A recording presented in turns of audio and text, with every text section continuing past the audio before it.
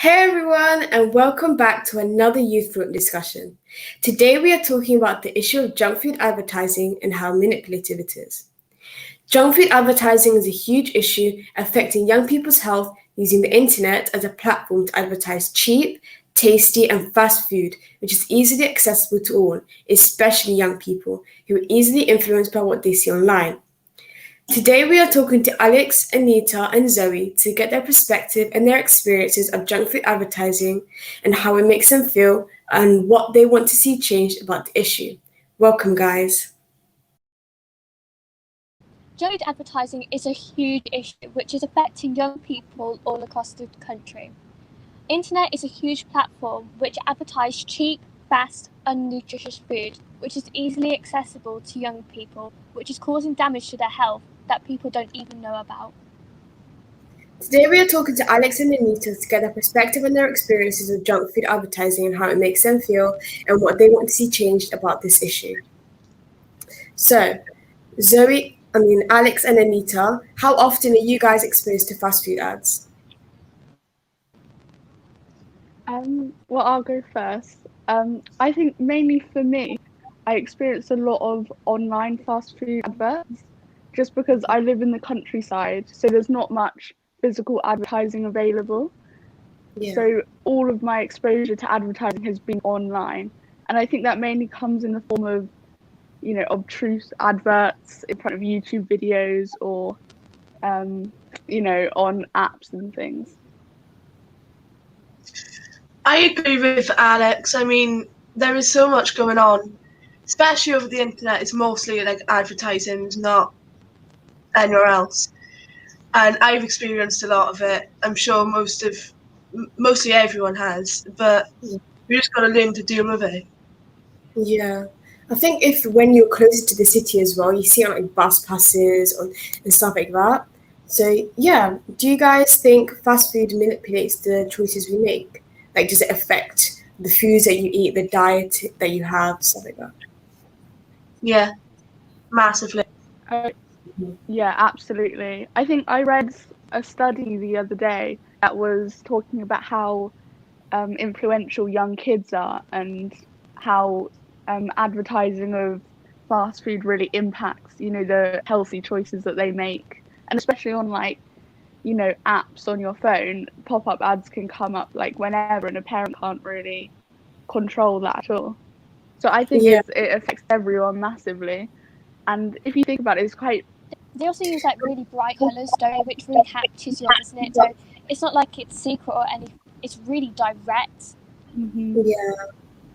I think as well, since the pace of healthy foods being much more than it was before, especially since in schools now you have to eat more healthier food, there's more healthier options. So I think that's influencing more young people to realize that there needs to be a change, and there's way too many ads, and they all target younger people, especially if you're in secondary school and college and like university, because then is when you don't have that much money, and the most accessible food is junk food. So it just makes everything less available for you. Yeah, Definitely. and I definitely think advertising is also becoming subliminal, as well as in these adverts that just pop up on your phone. They also I think fast food companies are becoming really clever with using algorithms on social media apps. For example, on Twitter, loads of fast food chains will have Twitter accounts that reply regularly to like customers or people just tweeting about the company. And although we don't see that as advertising, that farms interactions and boosts how much a consumer will see that on their timeline. So I think we also do need to be aware of that sort of advertising. Yeah, I think that's very similar to like platforms such as YouTube, because YouTube you'll have people making videos and they're doing like reviews on the fast food, and then that makes people go and get the food because they see their favorite YouTubers and influencers eating it. I mean, I agree with like Madina and also Alex, because so children are really exposed to fast food, aren't they? So do you guys think that children at a younger age are more affected than, say, us? Because since we're older, we understand that those obviously options, there's more healthier options, and junk food is not good for you. Do you think children it will affect their choice that they make in the future more than us, like younger children? I would probably think that young children are more impressionable, certainly, in terms of like if they see an ad, they're not going to be aware that that's specifically targeted towards them. But I wouldn't say that teenagers or adults aren't as susceptible, because I think, you know, as much as you can be aware of your surroundings, you're not going to be thinking about adverts all the time, and so I think those subliminal messages can still slip into, you know, our brains, even if we are aware that it's happening. Yeah, 100%. Anita, what do you feel about that? Well, I mean, I'm on the same page as Alex. I mean, I've got 2 nephews and I've got twin nieces, and obviously my twin nieces is so they're little babies, but my nephews, they're 7 and 6, and if they see a fast food ad, they'd want it. And obviously, parents should know that if children want fast food, not to give it to them. Like, not just give it to them, but like, be careful what you give to them, because too much is unhealthy. Yeah. But then some parents don't realise, and it's just getting to a point where little children are wanting it more and more, but they can't because it's so unhealthy for them. Yeah. I think they're all starting to realise it. Yeah, I think also it depends on like the income of the family as well, because some people can't afford to get the healthier options. They have to feed their children like less healthy options, and then that comes in with like the free school meal vouchers during lockdown. How do you think the Conservative Party went about it? Like, do you think they did well with how they went? Well, I mean, I'm probably different to you guys because you're all up in England and I'm in Wales. But I know down in Wales it's a little bit different. It's like, obviously when we was in school we'd get the free school meals and we'd get £2.20 a day. Yeah. But obviously with lockdown we got about £30 a week just for like homeschool meals. Yeah. Because obviously we was in lockdown, they couldn't do nothing about it. But I don't know what it's like up in England, because obviously, like I said, I don't live there. But if one of you want to explain what it's like, then Yeah. In England, oh, you can go on. It's fine. Okay, sorry. I was just gonna say I wasn't a very big fan of how the Conservatives went about the free school meals. I think people shouldn't have to campaign for people to eat, you know, and clearly that was already really important. You know, if children need money to go and have a proper lunch, then I don't think it should be a debate when lockdown happened whether they can get that food or not. For me personally, I don't think that's even something we should be debating. If a child needs food, they need food. And also with we saw those pictures of the lunch parcels, which I think we can all agree was pretty disgusting, seeing how much food children got for a week. So yeah, I wasn't very happy with how the Conservatives went about it. Yeah, I think I definitely agree. We also got in England, we got £30 per pupil for the week. And I think that the Conservative Party, if people weren't campaigning and they didn't make noise about it and how they were upset about it, they definitely wouldn't have changed it. I know in the secondary school that my siblings go to, they were doing food parcels as well, but it wasn't very adequate at all. It wasn't very good. So I definitely agree with that. So the next question is, if you were making a campaign to limit junk food advertising, how would you go about it? So if you were leading the campaign and you had endless amount of money and you could change one thing about junk food advertising and make a change about it, what would you do? I think probably in a utopia, I would want to get rid of all junk food advertising, but obviously that's not very feasible. I think I would probably aim to reduce junk food advertising targeted towards young children, because I think that's where it's most important. As we discussed before, I think young children are the most impressionable.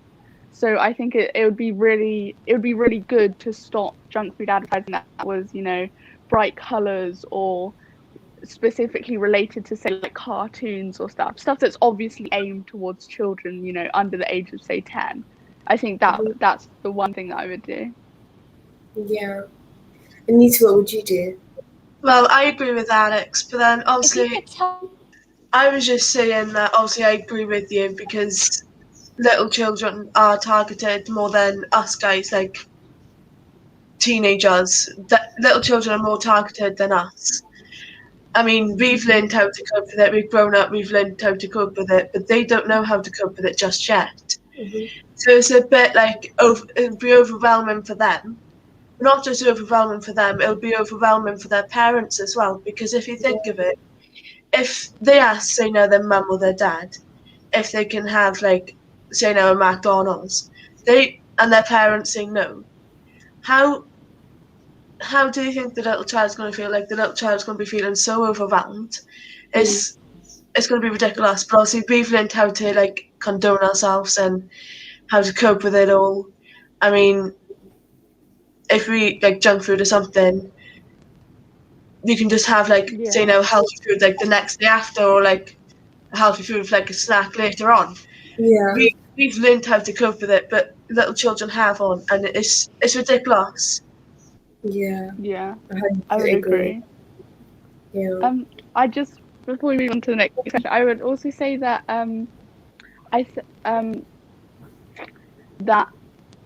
like, I think it says a lot about these companies and how they really probably only care about money and profit, that they continue to advertise towards young children, because essentially you're taking the most susceptible person you can to try and make a profit.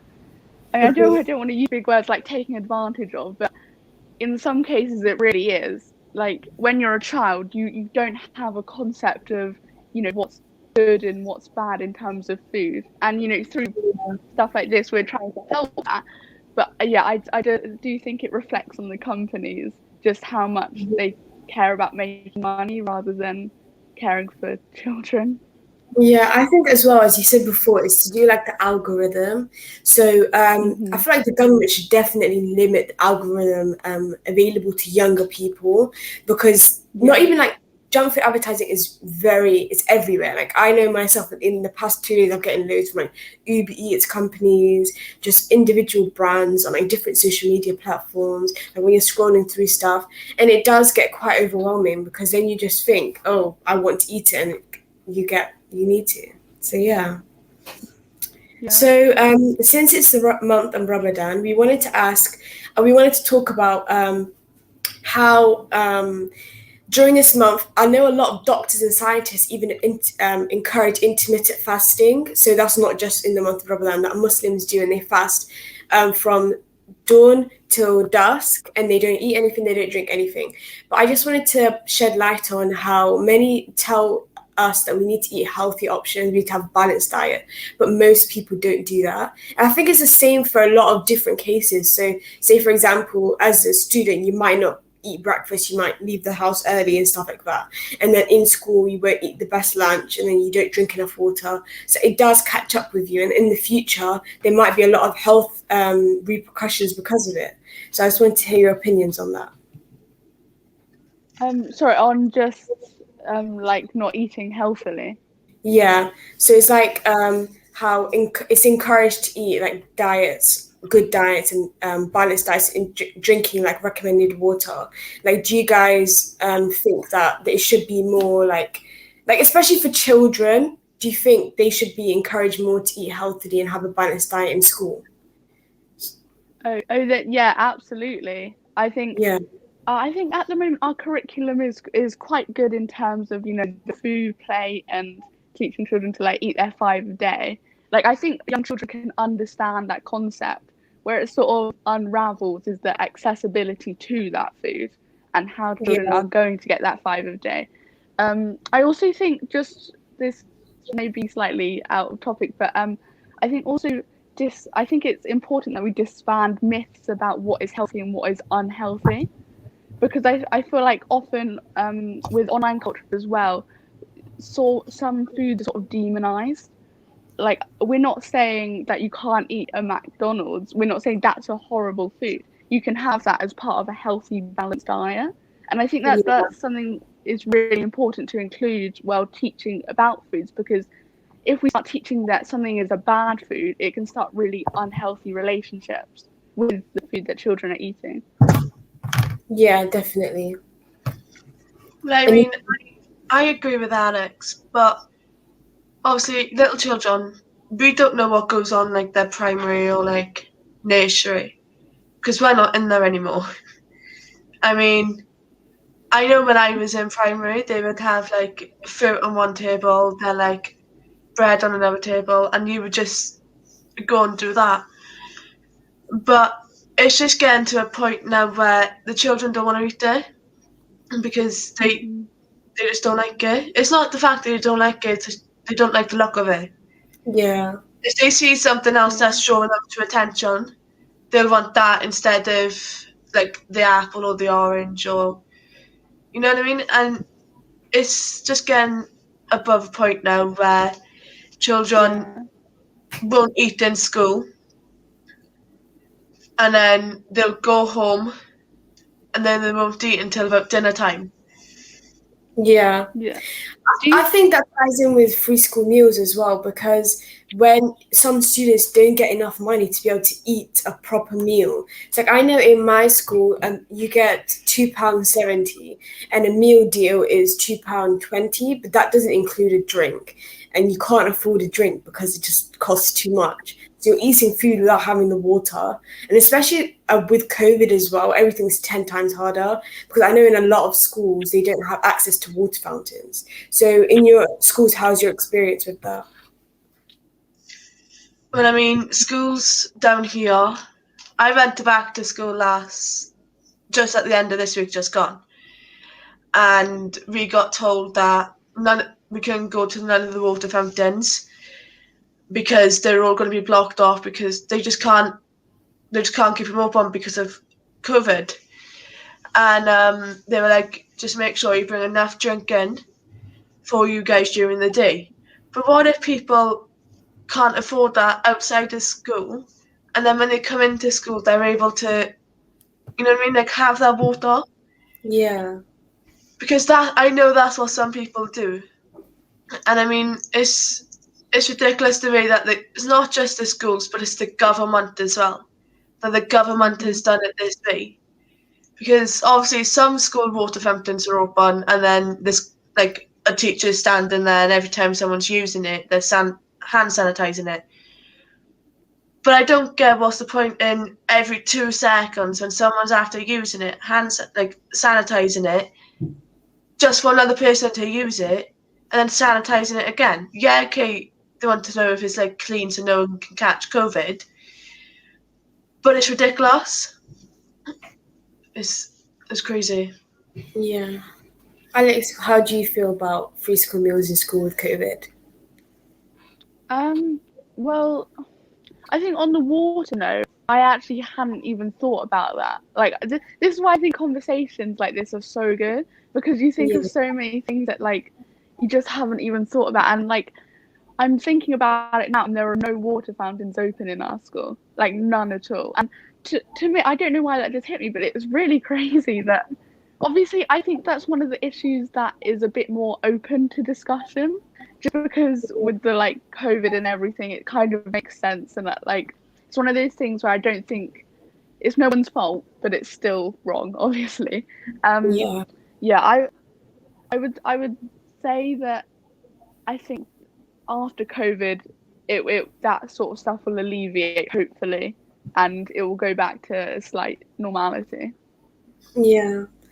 I think definitely it would help, especially with students who go to school and that is a main source of food for a day. So they eat in school, and they don't really eat at home because they might not have be able to do that. So I think it is definitely important that the government do change the way they go about free school meals, especially during COVID, because there's a lot of people that have lost their jobs and not earning as much. So the people definitely need more support. So yeah, that's definitely what I believe, yeah. Okay, so the last question is, if you were able to use one influencer to help you with your campaign, who would it be? Like someone who has an influence in society, especially in the UK. Mine, strangely enough, mine would be my mum. Yeah. Because with what my mum does, with all her jobs piled up on one, I would choose her. Yeah. I mean, my mum's got a big name in Wales and in the UK Yeah. and all over the world. But I would just use her because she's amazing and everything she does. I mean, she can change someone's life just like that. Yeah. So, Alex, who would you partner up with? I don't think I can give quite as a sentimental answer as that. That was a really nice answer. It's bad that my immediate reaction was go with the person with the most followers. Yeah. But I just think that's those type of people have so much influence on, all the teenagers in even although I may not be the biggest fan of them, like the Sidemen or just Minecraft YouTube at the moment, they're all blowing up at the moment. So I think using influencers to our advantage could be really important and really good. I can't think of any activists from the top of my head, but I'm sure there's so many in the UK that are, equally as probably professional and more better to do it. But Yeah, I definitely agree. I think you need someone that can speak to the youth and they can help and influence them, because as we said earlier, they're very influential. And a lot of people look up to them and copy what they do. So if they do something, like for example, Marcus Rashford and how he went about the meal campaign, he sparked it and loads of people followed him and helped, and that's how the government implemented the vouchers. So I think that's really good. So he was really amazing. Yeah, so that was really good. Okay. Does anyone have any final views or thoughts on how we can educate people on the awareness of junk food advertising? I would say I think we just need to start early. The more education is power. The more we educate young people about the impacts of online advertising, I think the more well off we'll be in terms of healthy eating. So yeah, I think we should educate and just start conversations really with young people, kind of like what we're doing now. Yeah. So thank you guys for coming in onto the show. We hope that everyone has enjoyed watching and learned something from the discussion today. The topic of junk food advertising is really important and shouldn't go unheard, as it does affect a lot of people nationwide. Please join us on Youth Fluent on VodTalk to raise more awareness. Like, subscribe, share, and comment on YouTube. Follow VodTalk on Facebook, Instagram, and Twitter. Thank you. Bye.